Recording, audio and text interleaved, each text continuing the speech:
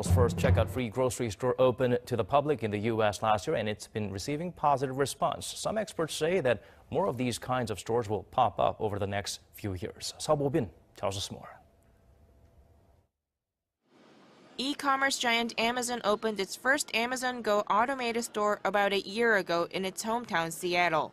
Currently, it has about 10 stores across the U.S. Amazon Go is a new way of grocery shopping where customers just walk in, pick the groceries that they need, and simply walk out. Different from any other stores, Amazon Go doesn't have shopping carts, but instead, customers put the items directly into the bag they brought with them. To use the store, people must be logged into the Amazon Go application. As customers leave the store with the items they need, Amazon charges their account. This system allows people to shop with convenience and speed. This whole system works through advanced technology and AI, where hundreds of cameras on the ceiling track every move and every item the customer grabs. Although such stores are still in the early stages, a lot of businesses are coming up with advanced technology which could change the environment of offline distribution channels. Experts are saying that such automated stores will become common in the near future. I think within 10 years from now, it will be very common, and in fact, maybe a little bit weird to go to a store that doesn't have autonomous checkout. However, there are still issues that need to be solved. There are concerns that with more automated stores, there will be decline in jobs, and although automated stores will increase, how long it takes for them to become commonplace depends on the time it takes for technology to run the stores without any problems. Seo Bo-bin, Arirang News.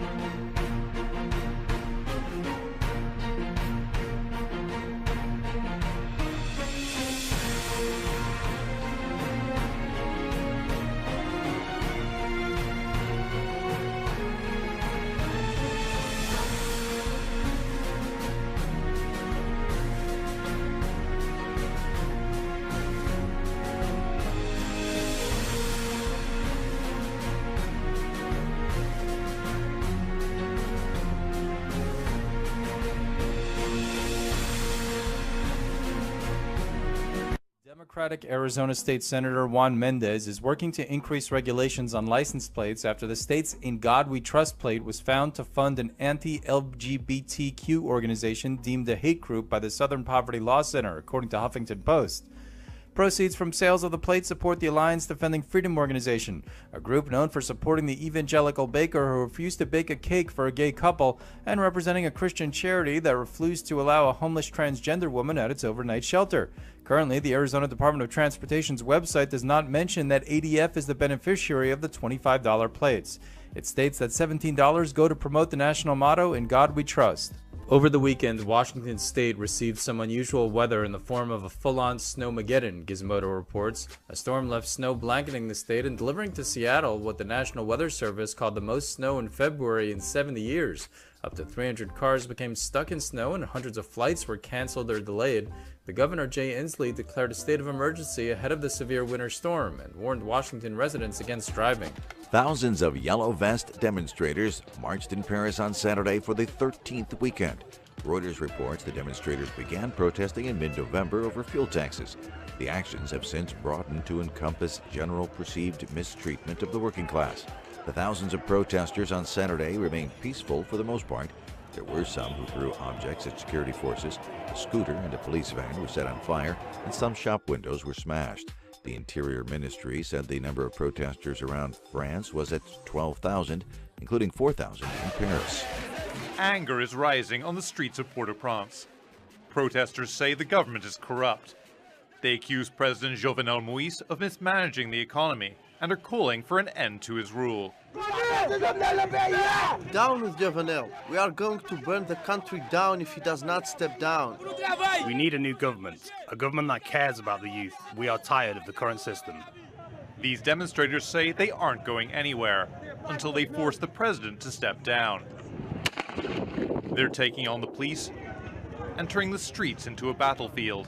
Destruction sending a clear message of discontent. Jovenel Moïse came to power in 2017. He promised to end corruption and improve the economy. The previous government is accused of embezzling millions in aid that was given by Venezuela. But with no politicians facing prosecution and little improvement in living standards, critics say nothing has changed. The government makes the budget just for them.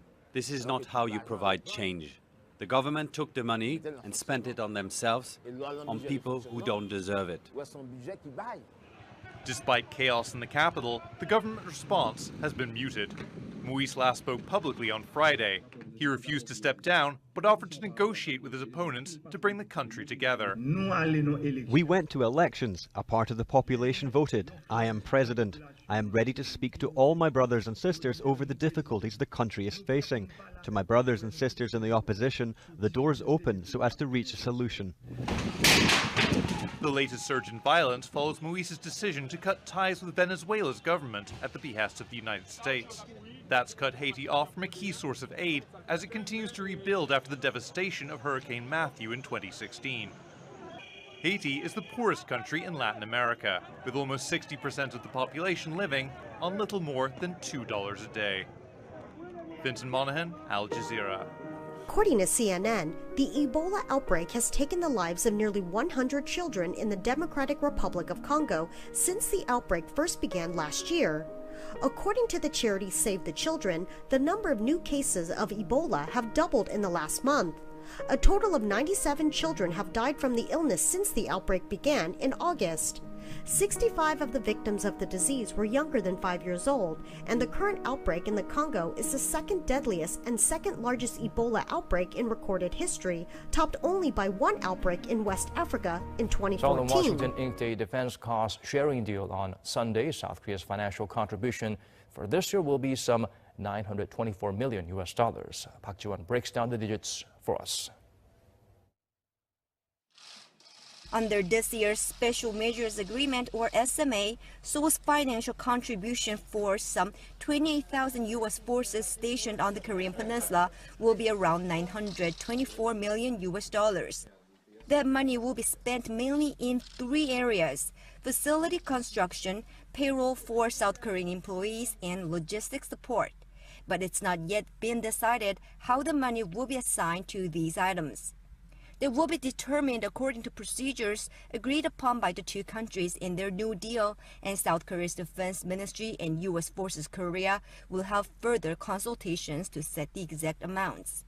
Last year, South Korea contributed around $850 million. More than 46% of the money was spent on military construction, followed by nearly 40% on the salaries of South Korean employees, and lastly 15% on military logistics support. Local military experts say they think the proportion of each budget item won't change much from last year. Seoul and Washington signed their first SMA back in 1991 to guarantee and support a stable American force on the peninsula by sharing some of the costs. And under the SMA, South Korea pays for its nationals working at U.S. military bases in the country, as well as costs related to facility construction and logistics. However, during last year's many rounds of talks, the U.S. had asked South Korea to pay for the operation of strategic assets as well. Seoul said those do not fall under the original scope of the allies' cost-sharing agreements, and the 2019 plan does not include them. The two countries also had long disputed how much South Korea should contribute in total. A military expert in Seoul proposes that rather than settling on the total amount first, the two countries should start negotiating on budget subcategories and then add those up to make a final amount. I think the two countries need to be more specific about each budget item. For example, they need to discuss which categories should be paid for by Seoul alone, which items should be divided between them, and which should be solely paid for by the U.S. That way, they can settle on a reasonable total cost.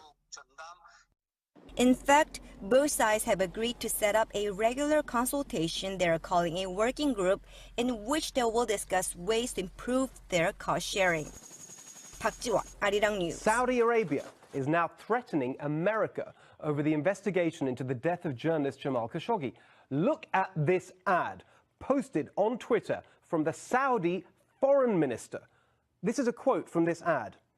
"We warn against any attempt to link Khashoggi's crime to our leadership, namely Mohammed bin Salman, or MBS, Saudi's crown prince, who many in the US intelligence community believe is responsible for Khashoggi's death." This is just an outrage. It's gross. And Senator Rand Paul said it the best this week. I mean, if you want to look at the chief exporter of terrorism around the world, you look at Saudi Arabia. In my own personal opinion, they never paid the price for their involvement in 9/11, which, you know, we all still grieve to this day. Yes. And I do not consider them to be this great ally that many people in D.C. have tried to contribute to that narrative over the years.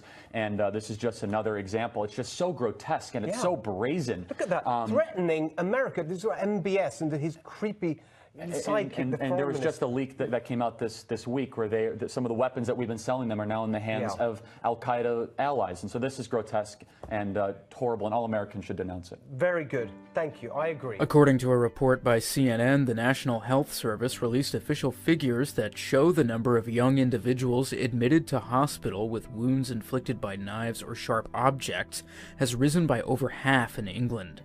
A total of 1,012 people between the ages of 10 and 19 were admitted to hospital with knife wounds last year, up from 656 hospitalizations in the same period just 5 years earlier. CNN reports that Professor Chris Moran, National Clinical Director for Trauma, NHS England, warned that hospital visits linked to knife crime are a major cause for concern and put extra pressure on our expert staff. A second government shutdown is looming large in the U.S. as talks on border security funding collapsed after Democratic and Republican lawmakers clashed over immigrant detention policy. The Republican senators said that the impasse was over the Democrats' desire to cap the number of beds in detention facilities for refugees who enter the country illegally. Lawmakers had hoped to have an agreement by Monday to allow time for the legislation to pass the House of Representatives and the Senate and get signed by President Donald Trump. The president agreed last month to end a 35-day partial government shutdown without getting the $5.7 billion he had demanded from Congress for a wall along the Mexican border. According to a report by Reuters, on Friday, sources said that Vatican officials will meet next week to decide the fate of disgraced former U.S. Cardinal Theodore McCarrick over allegations of sexual abuse. Last month, Vatican sources claimed that McCarrick will almost certainly be dismissed from the priesthood, which would make him the highest-profile Roman Catholic figure to be defrocked in modern times.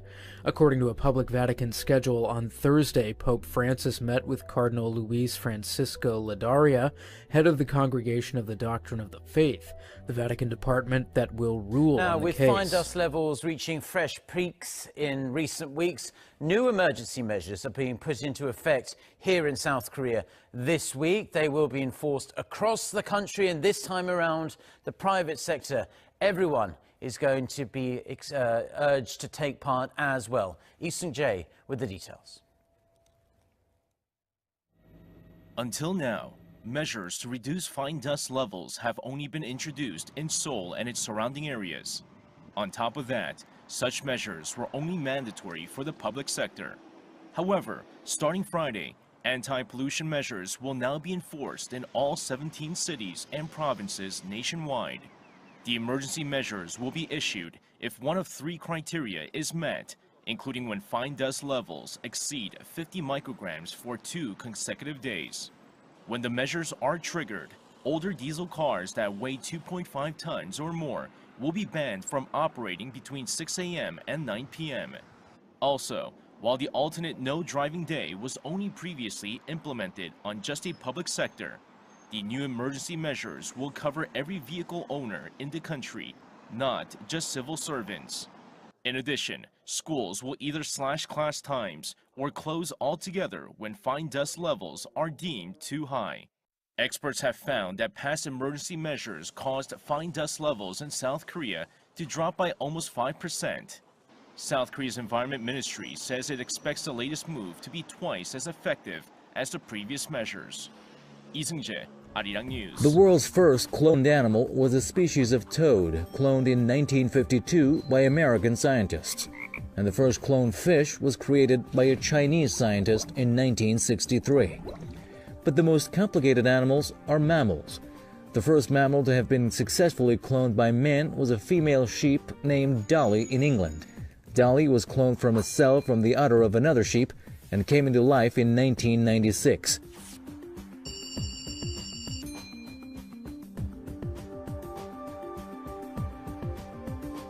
In West Asia, Iran was among the first countries to have started research on cloning. Turkey was Iran's most important rival, but on September 30, 2006, it was the Iranian scientists who successfully cloned a mammal. Philippine health and environment officials have warned the public against swimming in the Manila Bay. In an official statement on Monday, February 4th, the health department said the Manila Bay must still be tested for chemical and physical quality. The department warned waterborne gastrointestinal diseases, as well as skin diseases and eye infections, may be acquired while swimming in polluted bodies of water. A cleanup drive to restore the Manila Bay began on January 27th, and its coliform or E. coli levels had gone down since. However, pollutants in its waters are still way above safe levels. The Environment Department is set to put up warning signs and fences across the bay to discourage people from taking a dip. The Manila Bay is the latest in the lineup of famous destinations the government has funded for rehabilitation. The bay's cleanup requires a 47 billion pesos or nearly $900 million in budget. Finally tonight, the miracle reunion in Missouri. The treasured family member lost in a blizzard, stranded for months. In Lee Summit, Missouri, rescuers finding something one family had been searching months for. I just never lose hope. This black lab named Kara had been missing for 73 days. She's not only a pet to the Oppenheim family, she's also an emotional support animal to their daughter, Melissa. She went out of the backyard when they were playing in the snow the first time we had the blizzard. Seeming to disappear into the storm, the family searching high and low, but no sign of Kara. Until a police officer spotted something off the road. The dog, essentially on an island, completely surrounded by ice and water 10 miles from her home. In 12 years, no, I've never encountered a situation where a dog was stranded like this. It took 5 rescue workers hours just to get her safely out. We made contact with the owner because she was wearing a collar with a tag. And finally, after 2 agonizing months, the moment this family had been longing for. I was not the only one crying, my husband was too. Their dog surviving a brutal winter all on its own. Because it was nerve-wracking just having her not around, and now it feels peaceful. Kara is recovering. She lost some weight, but amazingly, she'll be okay. And so will the Oppenheim family, now fully back together. Happy Kara's back home. Thanks so much for watching. I'm Tom Yamas in New York. GMA first thing in the morning, and David Mears, he's right back here tomorrow night. Have a great evening. Good night.